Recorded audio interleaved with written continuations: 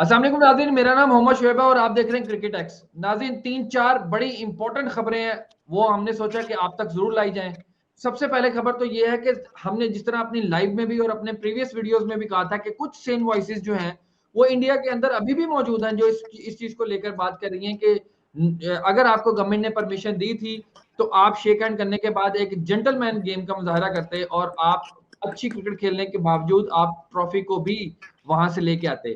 इसी चीज के ऊपर जो है वो कपिल देव और जो है रवि शास्त्री जी ने इसके ऊपर बात की है।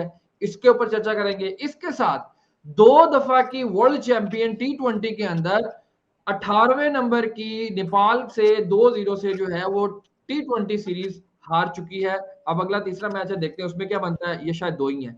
अच्छा, तीसरे नंबर पे अब रेबाडा, जो कि साउथ अफ्रीका के बहुत ही अच्छे और मंजे हुए बॉलर हैं, उन्होंने पाकिस्तानी एक ऐसे प्लेयर को टेस्ट के अंदर टफेस्ट कह दिया कि जिसका मैं नाम लूंगा तो अभी सना भाई कहेंगे कि यार अच्छा चलो।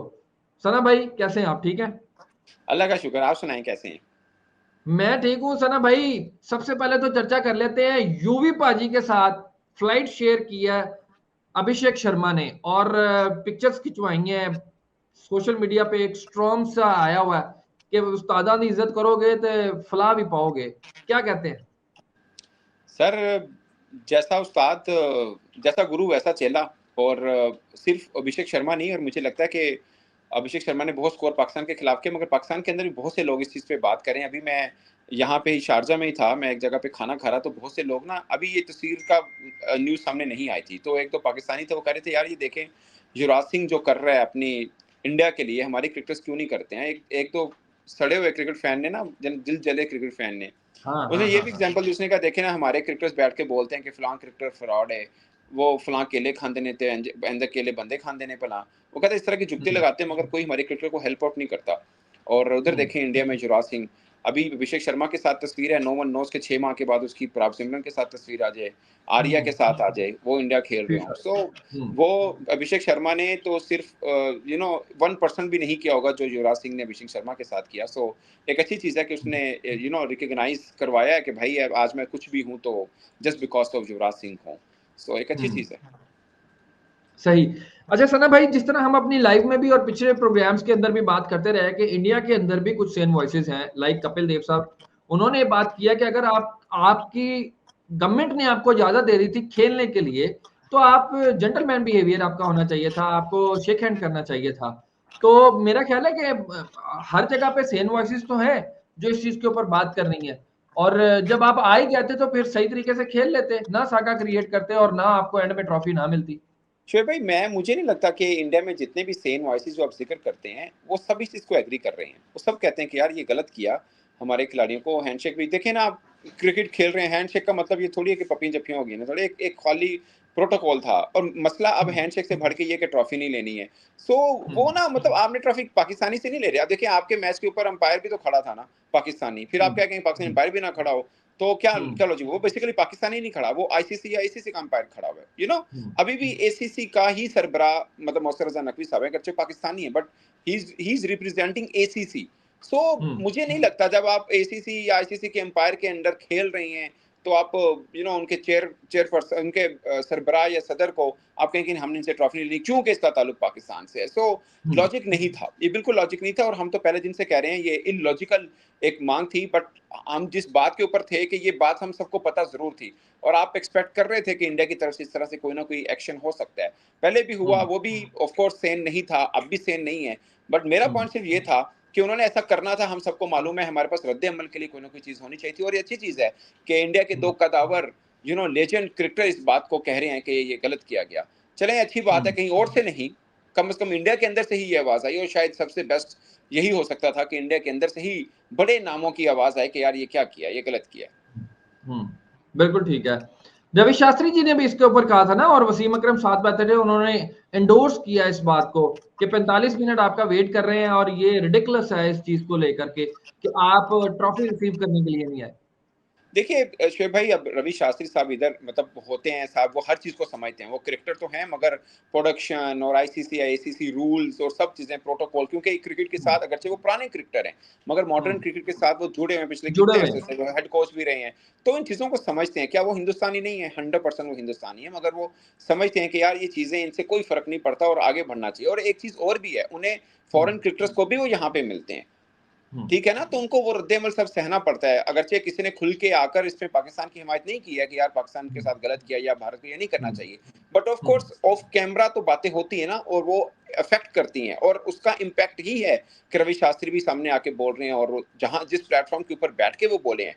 सो ये कोई छोटी बात नहीं है। और मैं ये भी एक बात कहूं कि इंडिया के अंदर रहकर इतने कदावर क्रिकेटर्स अगर अपने ही गवर्नमेंट की पॉलिसी के ऊपर बोल रहे हैं कि ये गलत थी, तो ये भी एक बड़ी बात है और इस पे तारीफ भी बनती है इनकी। सही। अच्छा सना भाई, अब क्रिकेट की तरफ आते हैं। नेपाल वर्सेस वेस्ट इंडीज का मैच हुआ, पहला भी वन साइडेड ही हरा दिया और दूसरा तो मैं कहता हूँ तबाही उतार दिया है। अब ये 2 90 दफा रन की से वर्ल्ड, हाँ जी 90 रन से 90 रन से हाँ जी 90 रन से।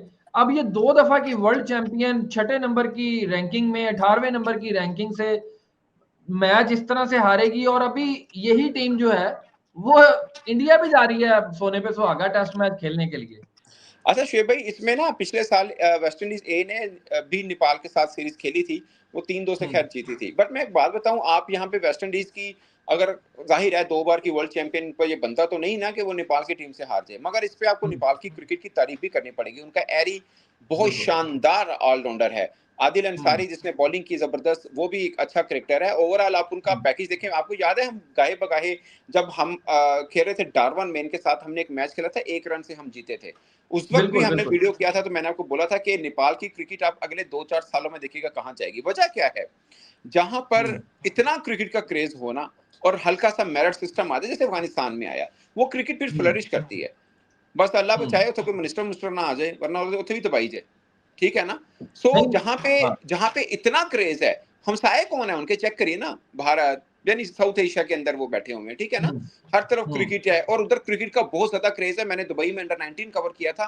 अब सोचिए अंडर 19 अपनी टीम को सपोर्ट करने इतनी बड़ी तादाद में नेपाली लोग आए हुए थे। सो दे लव क्रिकेट, और उनका जो मतलब हीरोइज्म शुरू हो जाता है। हालांकि वो बड़े लेवल पे अभी आके उनके प्लेयर परफॉर्म नहीं कर रहे, मगर 2024 T20 वर्ल्ड कप में भी उन्होंने साउथ अफ्रीका से 1 रन से हारे थे वो, ठीक है। और ये वेस्ट इंडीज किसी एसोसिएट टीम से हारी है, तो वो नेपाली पहली टीम है, और नेपाली पहली टीम है जिसने किसी रेगुलर टीम या फुल मेंबर आईसीसी टीम को इतने मार्जिन से हराया है। नहीं ये सना भाई, रिकॉर्ड है। मैं आप जो बात कर रहे थे ना, जिनकी बात कर रहे थे कि कैप्टन है और वो अच्छा खेल रहा है। अच्छा, आज वेरी आसिफ शेख और संदीप जोरा जो उनके प्लेयर हैं, उन्होंने एक ने 144 तकरीबन 145 की एवरेज स्ट्राइक रेट से खेला और एक ने 162 की स्ट्राइक रेट से खेला है। और बॉलर चेक करें कौन है, Akeal Hosein, Jason Holder who is और the best? Akeal Hosein is the best left arm spinner. Best जितना अच्छा आर्म वो लेफ्ट आर्म। करता है यार, अभी मैंने उनको T10 में देखा था अबू धाबी में, यकीन मैंने T10 में कोई हिटिंग नहीं कर पा रहा था उनको, इतना तगड़ा वो ब्लेड स्पिनर है। ब्लेड ब्लेड और और होल्डर एलन। होल्डर ने देखे पीएसएल में आके कितनी जबरदस्त बॉलिंग की थी उसने हाँ जी। इस्लाम यूनाइटेड की तरफ से, इवन के हमारे खिलाफ सीरीज में भी अच्छे खेली थी। अच्छा अब अपना तोलिए, हम कह रहे थे हमने वेस्ट इंडीज को हरा के आए हैं, अब सोचिए कि वेस्ट इंडीज किससे आ रहा है। वेस्ट इंडीज किससे हारा है। ये तो बात है। ठीक है ना। अगेन मुझे लगता है कि तारीफ बनती है नेपाल की भी कि उन्होंने अपनी नेपाली क्रिकेट को क्रिकेट। बहुत बेहतर किया, और विद द टाइमिंग ये बेहतर हो। सर हमारी ए टीम थी पूरी की पूरी, वो टीम जिसको आप मतलब 1 step away from Pakistan team, उन्होंने 1 रन से हारे हैं, जीता हुआ मैच वो हार गए थे, लास्ट ओवर में फैसल अकरम ने मैच बचा लिया था, अदरवाइज वो मैच भी वो जीते हुए थे। सो मतलब वो इम्प्रूव कर रहे हैं, जो कि अच्छा है। मुझे लगता है कि ये एशिया की क्रिकेट के लिए अच्छा है कि आगे बढ़े। अब हम जब लाइव कर रहे थे, बहुत से लोग पूछते हैं ना कि नेपाल ने एशिया कप क्यों नहीं खेला था। जाहिर है 3 एसोसिएट की टीम आ सकती थी, ये नहीं उसमें क्वालिफाई किया था इन्होंने, but I am pretty sure अगली दफा आप देखिएगा ये अब आएंगे, क्योंकि ना जो 1-2 टीमें और आई हैं उनकी बेसिक क्रिकेट अच्छी नहीं है, वो मेहमान खिलाड़ियों से अपनी टीम को बेहतर करते हैं। लेकिन नेपाल के अंदर अपना टैलेंट इतना जबरदस्त है, वहां पे क्रिकेट इतनी जल्दी ग्रो कर रही है कि आप देखिएगा आने वाले वर्षों के अंदर वो एक अच्छी कॉम्पिटिटिव क्रिकेट टीम बनेगी इंशाल्लाह। अच्छा सना भाई, यही टीम अब इंडिया जानी है। अब जो शमार जोसेफ हैं वो पहले इंजर्ड थे। अब वेस्ट इंडीज के जो दूसरे हैं जोसेफ, अल्जारी वो भी जोसेफ, तो हाँ जी, वो भी अंसारी इंजर्ड साहब हो गए, वो भी जी इंजर्ड हो गए हैं। अब ये ब्लेड को उन्होंने जो है वो स्क्वाड में शामिल किया है। आप क्या समझते हैं, कोई इफेक्ट डालेगा, या पुराने जानना भी तो बिल्कुल ही कम बह गया? सर पिछली टीम भी ਹੁੰਦੀ ਤੇ ਵੈਸਟ ਇੰਡੀਜ਼ ਨੇ ਕੀ ਅਲੱਗ ਗੱਲ ਹੈ ਕਿ ਸਾਡੇ ਕੋਲ ਆਇਆ ਸਨ एक ना सीरीज बराबर करके गया सन मैं टेस्ट यही में। तो कह रहा हूँ। हाँ बट इंडिया हमने क्या किया था, हमने स्पिन ट्रैक बनाया, उनका वो स्पिनर हमारे जिसे कहते हैं मत्थेबाज गया सी। I don't think so India के खिलाफ उनकी फुल फ्लैश टीम भी टेस्ट के अंदर उनको कोई जो नुकसान पहुंचा सके। बट एक जिसे बोलते हैं ना कॉम्पिटिटिव क्रिकेट शायद देखने को मिल जाती है अगेन। जैसे इंडिया के स्पिनर्स हैं वो वेस्ट इंडीज बैटर को कभी भी ना खेलने देते, बिल्कुल। फिर भी एक कॉम्पिटिटिव क्रिकेट निकल सकती है। अभी यही वेस्ट इंडीज थी ना 1.5 साल पहले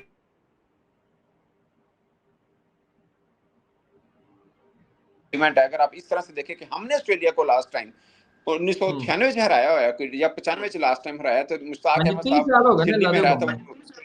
आहो देख लो कितना टाइम हो गया। लेकिन वेस्ट इंडीज की ना ओवरऑल क्रिकेट बहुत नीचे गिर रही है, ये मानना पड़ेगा। आप उनकी फुल फ्लैश टीम भी देखें तो वहां पे भी इसलिए था कि फास्ट मिल गया था उनको और निकल गए थे वो। बट फिर भी मुझे लगता है कि उनकी क्रिकेट को बहुत इंप्रूव करना है। उसकी वजह यह है कि बहुत ज्यादा क्रिकेटर जो हैं वो लीग क्रिकेट की तरफ चल गए हैं और कितने ने अर्ली उन्होंने रिटायरमेंट भी अब निकोलस पूरन रिटायरमेंट का देख ऐलान लें। कर दिया। हाँ, तो इतना इंटरेस्ट ले नहीं रहे। मुझे लगता है कि उनके बोर्ड को भी थोड़ा बेहतर करना है। जाहिर है वो क्रिकेटर्स हैं, पहले इनका पैसों का इशू बना था अपने क्रिकेटर्स के बोर्ड के साथ। अब वो लीग्स इतनी ऑफर होती है दुनिया भर में, कहीं पे भी लीग है आपको ज्यादा तादाद वेस्ट इंडियन क्रिकेटर्स की मिलती है, मगर उनकी हालांकि ही मैं टीम अभी देख रहा था सीपीएल के अंदर तो अच्छे खासे प्लेयर हैं यार, बड़े और बड़े बहुत जो। अच्छा परफॉर्म भी कर रहे हैं। सीपीएल उनकी अच्छी हाँ। खासी लीग है, ठीक है ना। तो सीपीएल भी खत्म ही हुआ है और आप पहला इम्तिहान आपका नेपाल का है यार, और वो आप बुरी तरह उसमें फेल हुए। अंदाजा कर लें आप।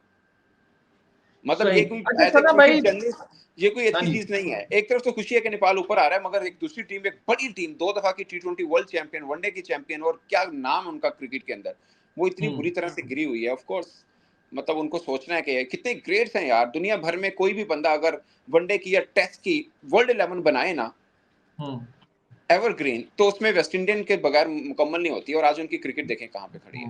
बॉलर में भी और बैटिंग में भी बिल्कुल। एग्जैक्टली बिल्कुल सही कहा। एग्जैक्टली। अच्छा सना भाई, अब Rabada premier bowler South Africa से पाकिस्तान खेलने आ रहे हैं। अभी एक इंटरव्यू हुआ है उनका, और उन्होंने टफेस्ट जो है ना वो बैटर इस जनरेशन के, उनकी एक लिस्ट बना के दी है। अब आपने ये नहीं कहना कि यार इसमें इसने पहला नाम क्यों इसका रखा है। पहला नाम जनाब उन्होंने रखा है बाबर आजम का, दूसरा नाम उन्होंने रखा है वार्नर का, तीसरा नाम उन्होंने रखा है जो रूट का, चौथा नाम उन्होंने स्मिथ का, पांचवा विलियमसन का, और हैरानकुन तौर पे छठा नाम उन्होंने विराट कोहली का रखा है। अब मुझे ये समझ नहीं आती, उन सानू खुश होना चाहिए या की होना चाहिए साडे लिए। नहीं सर देखें, उसके खिलाफ बाबर खेले भी अच्छे हैं। आपको याद है जब डेल स्टेन खेलते थे, बाबर आजम का शायद वो फर्स्ट ओवर था साउथ अफ्रीका का। खैर हम ऑन हाँ द जी। होल एज अ टीम बहुत अच्छा नहीं खेल पाए थे, मगर बाबर आजम ने बड़े मगर अच्छे बाबर रन के खेले। अच्छे रन थे। बाबर के अच्छे रन थे, सो दे रिस्पेक्ट गुड बैटर्स। और बाबर ने, वो बाबर का पीक टाइम भी था, तो बनता है बाबर के बारे में उनका ये बोलना। बाकी हर एक की अपनी चॉइस है। अगर आप मुझे ये कहें कि जोए रूट, विराट कोहली, बाबर आजम में, इसमें बाबर आजम को नंबर 1 दिया है, या किसी और से पूछेंगे, उनके राय बदल सकती है। मगर रबादा ने अगर कहा है, वो बॉलर है, उसने सबको फेस किया हुआ, उसको लगता है कि सबसे टफ अगर बॉलिंग करना बाबर के सामने, तो उसकी बात को मतलब हमें तो खुश होना चाहिए यार, हमारे क्रिकेटर्स की वो तारीफ कर रही है। वेटेज देना चाहिए। वेटेज देना चाहिए, बिल्कुल सही बात है। और नहीं वो ये खेलने भी तो आ रहे हैं ना, अभी टेस्ट सीरीज शुरू हो रही है पाकिस्तान साउथ अफ्रीका की। एग्जैक्टली। और दूसरा ना, आप ना वैसे ये हम होता है, आप रोहित शर्मा से पूछिए सबसे टफेस्ट बॉलर कौन है, वो किसका नाम लेते हैं? वो डेल स्टेन का लेते हैं। सो हर एक का अपना एक पर्सपेक्टिव है, हर एक का हो सकता है कोई एक बॉलर या एक बैटर दूसरे के लिए बड़ा आसान हो, मगर किसी और के लिए वो बहुत टफ हो। ये वेरी कर रहा होता है। हर एक बॉलर की अपनी क्वालिटी होती है, बैटर की अपनी क्वालिटी होती है, जो किसी और के लिए बहुत टफ होता है। सो उनके लिए बाबर आजम में, खैर वैसे भी मुझे लगता है वो जो फैब 4 का एक चक्कर चला था, बहुत से लोगों ने कहा कि फैब 5 होना चाहिए, लेकिन फैब 4 बेसिकली एक टर्म है जो फैब 5 में कन्वर्ट हो नहीं सकती। बट मुझे लगता है कि बीच में 1-2 साल बाबर आजम के बुरे लगे, अदरवाइज वो फैब 4 में जगह पा सकते थे। वो पा सकते थे जगह। अच्छा अब ये मुझे बताएं कि सीरीज तो दोनों की शुरू हो रही है, कोई एंटरटेनिंग काम होगा कि बस वन साइडेड काम चलेगा? इंडिया वेस्ट इंडीज की, India West Indies, Pakistan South Africa.